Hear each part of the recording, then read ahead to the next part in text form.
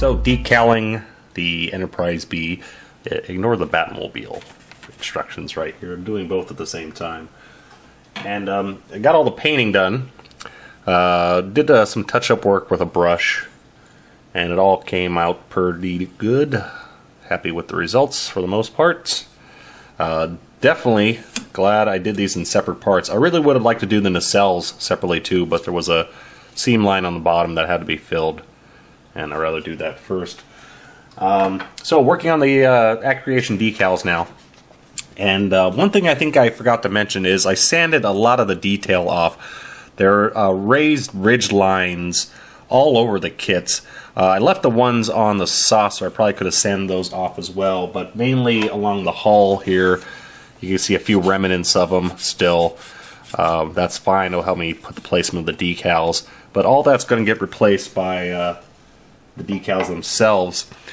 So again, with the Acreation decals, I got 5 or 6 sheets of them. It's all one solid decal, so they're not individually sectioned off, and there's no protective coat on them, so you got to be really careful with these. A lot of them are really huge pieces. Don't be afraid to cut these up before you put them on. I would definitely recommend doing that. Now, the decals themselves, I can't really attest for their accuracy. The Aztec pattern on the Enterprise was busy. I don't think it was this busy. Secondly, the color is, I think, is just a bit too intense. You can see there a little bit closer. There we go. So if they were a shade lighter, I think it'd be a bit more accurate. Because the Aztec pattern was always something that was just barely there. This is really intense. I'm not too sure of a way to fix that. One way would be to, rather than painting the whole thing white, paint it in a slightly darker gray, so these don't stand out so much. Something else I was just thinking about was, when it's all done, if I give it a very light dusting of white over the whole thing to try to, lighten them up, essentially. I'm not sure yet about that. But anyway, so the decal process going on. For these large pieces, rather than using micro set or micro sol, I'm using more just plain water, which gives a bit more lubrication in adjusting the decals. And then once they're set, I'll go and put some micro set on them. Now the sunken seams here, to get the decals to form around those areas, once these decals are dry, just take a X-Acto knife and go around those edges and then put some micro set or sol in there, and that'll help the decals form around. Also with areas, good example right here, all these thick areas and these holes right here, the decals themselves are all one piece. Rather than trying to cut those holes out, just put the whole decal on so there's air between those holes and the decal, let it dry, and then cut out those sections afterwards and put on the sol so it'll form into those little dips. But there we have. The decals are slightly bigger than the areas that's defined by the ridge lines. It's okay though, because this pattern is so busy. If you have a little bit of overlap, it's not going to be that big of a deal. You probably can't even see where I've overlapped. At least I hope you can't. But yeah, this is going to be a slow process. It's going well. It's going not too bad, but definitely, this section here I probably done in about 20 minutes. But when you think about it, 100% of this kit is going to be covered with this. So yeah, it's going to take a while, but it goes slowly but surely. And we will continue on with this. And work continues on the decals, which it's taken me a couple days so far, off and on. And I got the top totally done. Came out fairly decently. And now I'm working on the bottom. And here's where things get a bit complicated. So I was waiting for Acreation Models to alter these decals for the new refit, round 2 refit of the B2 that has the changes in the saucer and the hull. And so they finally came out with it, and you can see here we have the green numbers are for the round 2 reissue saucer bottom, and the red ones are for the old AMT version. And you have here is the saucer bottom for the older version. And here is what's left currently of the bottom for the round 2. Right here, refer to additional instruction sheet for decal identification and placement.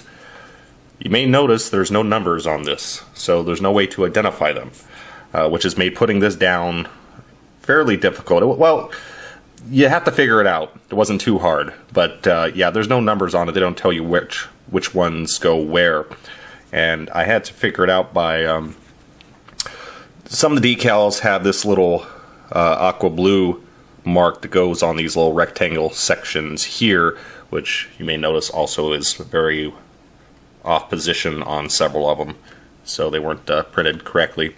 So I started by placing those, and then it's kind of hard to tell, but there's some other decals that have a little notch for the other side, and then placing those, and then I just placed the rest because they're just alternating patterns from brown to blue to brown to blue to brown to blue, and so then place all of those.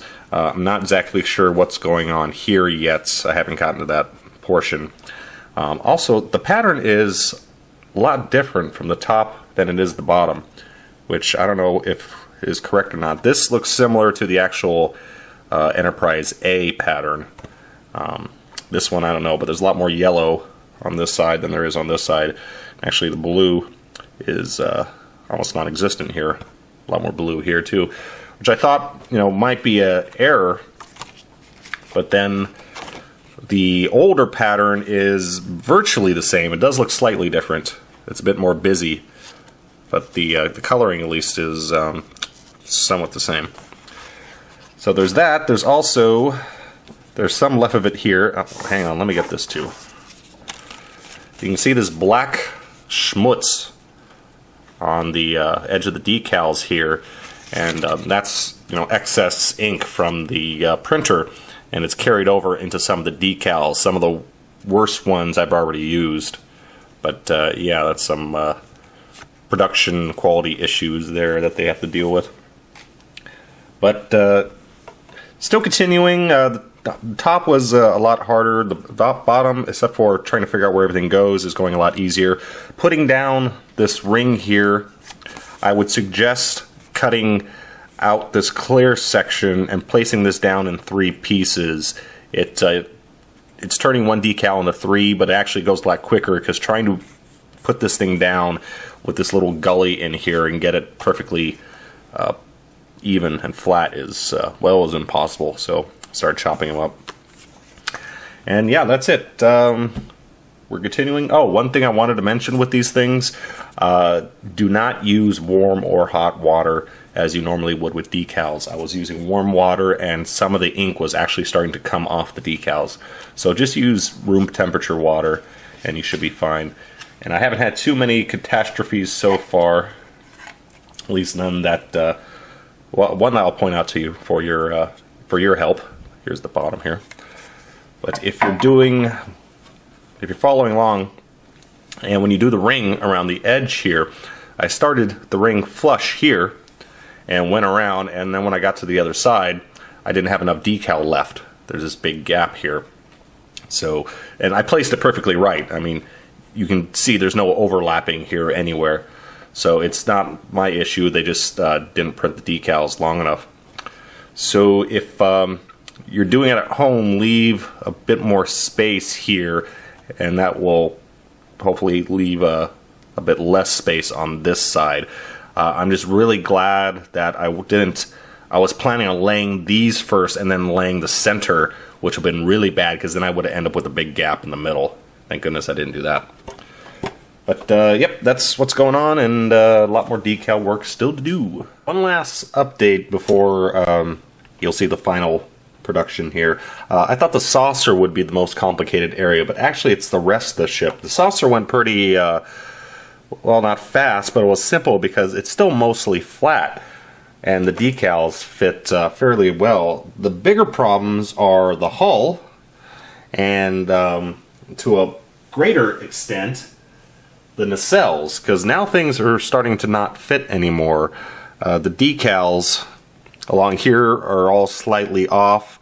The ones on the bottom here, I put them flush with the metal portions along the warp engines, whatever here. And so I just try to match them up in the middle, and you can see they don't match up that well. And a few areas like that. This is very delicate, and it's taking a long time because I gotta. This is more round than the saucer, so I gotta keep flipping it to put other decals on, but I have to wait for one to totally dry, because if I work on this side, put this one on, and then flip it to do this one's gonna get rubbed off. So this is taking a lot of time. We're getting closer to getting the hull done, at least. There's a lot more wrinkles here just because there's a lot more curved surfaces. Hopefully the micro saw will clamp all that down. And there's a few other areas where things just don't match up. I actually thought this was a mistake, but actually that is correct there with that gap there. And it is looking fairly good though overall.